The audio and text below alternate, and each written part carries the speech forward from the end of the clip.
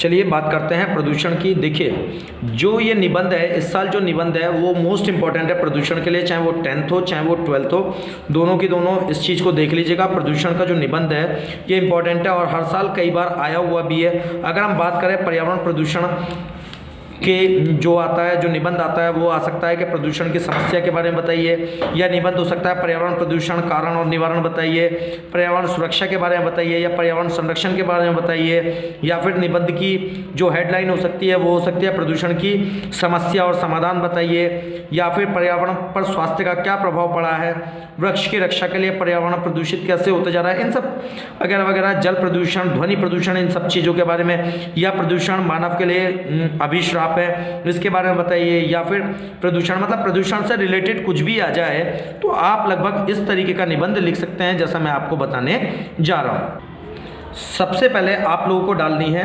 इसकी प्रस्तावना। प्रस्तावना में लिखोगे कि विकास और व्यवस्थित जीवन क्रम के लिए जीवधारियों को संतुलित वातावरण की जरूरत होती है। संतुलित वातावरण में प्रत्येक घटक एक निश्चित मात्रा में उपस्थित रहते हैं। कभी कभी वातावरण में एक या अधिक ऐसे घटकों की मात्रा बढ़ जाती है या अधिक हो जाती है जिसके कारण वातावरण पे हानिकारक प्रभाव पड़ने लगता है, और इसी प्रभाव को जिससे जीवधारी जो है उन पर हानिकारक प्रभाव पड़ने लगता है और जिससे जीवधारी परेशान होने लगते हैं, इसे ही हम क्या कहते हैं, प्रदूषण कहते हैं। प्रदूषण क्या है? प्रदूषण है कि जीवधारियों पर जब पर्यावरण का विपरीत प्रभाव पड़ने लगता है तो इसे हम प्रदूषण कहते हैं। अब प्रदूषण के प्रकार कितने होते हैं? देखो प्रदूषण के प्रकार विकसित और विकासशील सभी देशों में विभिन्न प्रकार के प्रदूषण विद्यमान है। इसमें से प्रमुख प्रदूषण निम्नलिखित है। सबसे पहले हेडिंग डालेंगे आप वायु प्रदूषण। वायु प्रदूषण के लिए आप क्या लिखोगे भैया? वायु प्रदूषण में लिखोगे वायुमंडल में विद्यमान विभिन्न प्रकार की गैसें एक विशेष अनुपात में अपनी क्रियाओं द्वारा वायुमंडल में ऑक्सीजन और कार्बन डाइऑक्साइड का संतुलन बनाए रखती हैं, किंतु मनुष्य अपनी अज्ञानता के कारण और आवश्यकता के नाम पर इस संतुलन को बिगाड़ता रहता है। अपनी आवश्यकता के लिए मनुष्य वनों को काटता है, परिणाम स्वरूप वातावरण में ऑक्सीजन की मात्रा कम होती जा रही है। ठीक है, मीलों की चिमनियों से निकलने वाला धुआं, ठीक है, धुएं के कारण वातावरण में विभिन्न प्रकार की हानिकारक गैसें बढ़ती जा रही हैं। कोयला और तेल के जलने से सल्फर डाइऑक्साइड गैसें उत्पन्न होती हैं।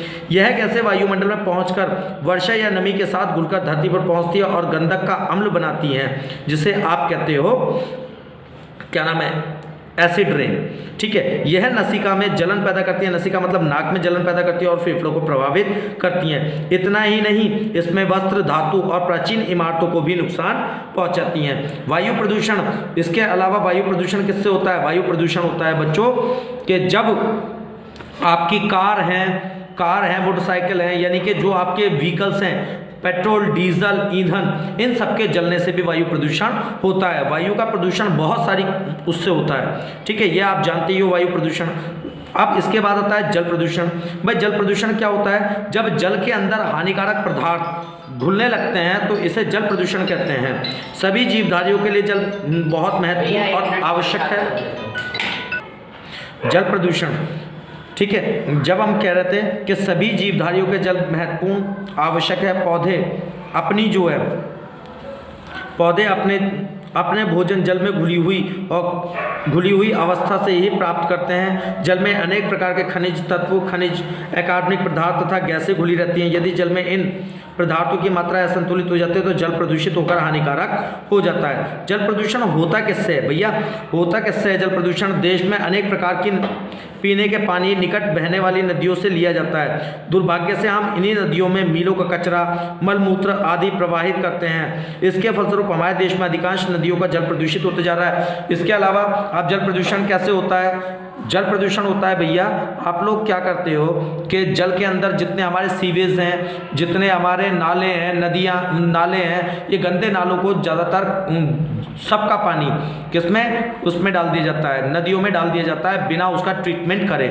जब नदियों का पानी बिना ट्रीटमेंट करे डाल दिया जाएगा तो उससे प्रदूषण होगा, और वो प्रदूषण सबसे ज़्यादा खतरनाक होता है। उसी पानी को हम लोग पी लेते हैं, जिससे क्या होता है, बहुत सारी विभिन्न प्रकार की बीमारियां हो जाती हैं। नेक्स्ट आता है आपका रेडियोधर्मी प्रदूषण। ठीक है, रेडियोधर्मी प्रदूषण में क्या होता है? परमाणु शक्ति उत्पादन केंद्रों और परमाणुवीय परीक्षणों से जल और वायु तथा पृथ्वी का प्रदूषण होता है, जो आज की पीढ़ी के लिए ही नहीं आने वाली पीढ़ी के लिए भी खतरनाक है। परमाणु विस्फोट से बहुत ज़्यादा तापमान उत्पन्न होता है, इतना अधिक हो जाता है कि धातु तक पिघल जाती हैं। विस्फोट के समय उत्पन्न रेडियोधर्मी यानी कि पदार्थ वायुमंडल की बाह्य परतों में प्रवेश कर जाते हैं, जहां पर यह ठंडे होकर संघनित्र अवस्था में बूंदों के रूप ले लेते हैं और वायु के झोंके के साथ समस्त संसार में फैल जाते हैं। यह जो होता है रेडियोधर्मी प्रदूषण, ये बहुत ज़्यादा हानिकारक होता है। अगर इसकी चपेट में कोई व्यक्ति आ जाता है तो उसकी मृत्यु निश्चित हो जाती है। इससे कैंसर, टीबी, पता नहीं विभिन्न प्रकार की बहुत सारी बीमारियां उत्पन्न हो जाती हैं। फिर आता है ध्वनि प्रदूषण। भैया ध्वनि प्रदूषण क्या होता है? हमारे यहाँ पे विभिन्न प्रकार के मोटर वाहन वगैरह चलते हैं, फैक्ट्रियाँ चलती हैं और इसके अलावा बहुत सारी मशीनें चलती हैं, जिनके कारण क्या होता है बहुत ज़्यादा लाउड स्पीकर चलते हैं, डीजे बजते हैं, इन सबसे क्या होता है सायरन बजते हैं, इन सबसे क्या होता है प्रदूषण होता है, जिसे हम ध्वनि प्रदूषण कहते हैं। अनेक प्रकार के वाहन यथा मोटर बस, कार बस, जेट विमान, ट्रैक्टर आदि लाउड स्पीकर, बाजे, कारखाने के सायरन आदि मशीनों से भी ध्वनि प्रदूषित होती है। ध्वनि की तरंगें जीवधारियों की क्रियाओं को प्रभावित करती हैं। अधिक तेज ध्वनि से मनुष्य के सुनने की शक्ति खत्म हो जाती है तथा नींद आने में कठिनाई आने लगती है। यहाँ तक कि कभी कभी पागलपन का रोग भी उत्पन्न हो जाता है। ठीक है, इस तरीके से क्या होता है विभिन्न प्रकार की बीमारियां इस ध्वनि प्रदूषण से होती हैं। इसके अलावा भी प्रदूषण है, जैसे मृदा प्रदूषण है, आप लिख सकते हो मृदा प्रदूषण। ठीक है, मृदा प्रदूषण मतलब मिट्टी का प्रदूषण, मिट्टी में भी प्रदूषित हो जाता है। इसके अलावा भी बहुत सारे प्रदूषण हैं, लेकिन आपको केवल इतना ही लिखना है, थोड़ा लिखना है। ठीक है, इसके बाद आपको बताना है प्रदूषण के नियंत्रण। भैया सबसे पहले आपको लिखना है वायु प्रदूषण। वायु प्रदूषण को रोकने के लिए देखो इसमें कानून ने भी बहुत सारे उपाय करे हैं। इसमें वायु प्रदूषण को रोकने के लिए विभिन्न प्रकार की चिमनियाँ, फैक्ट्रियाँ और उन सबको पहले फिल्टर लगाए गए हैं, ताकि उनमें से जो धुआं निकले वो सब फिल्टर होकर वायुमंडल में जाए।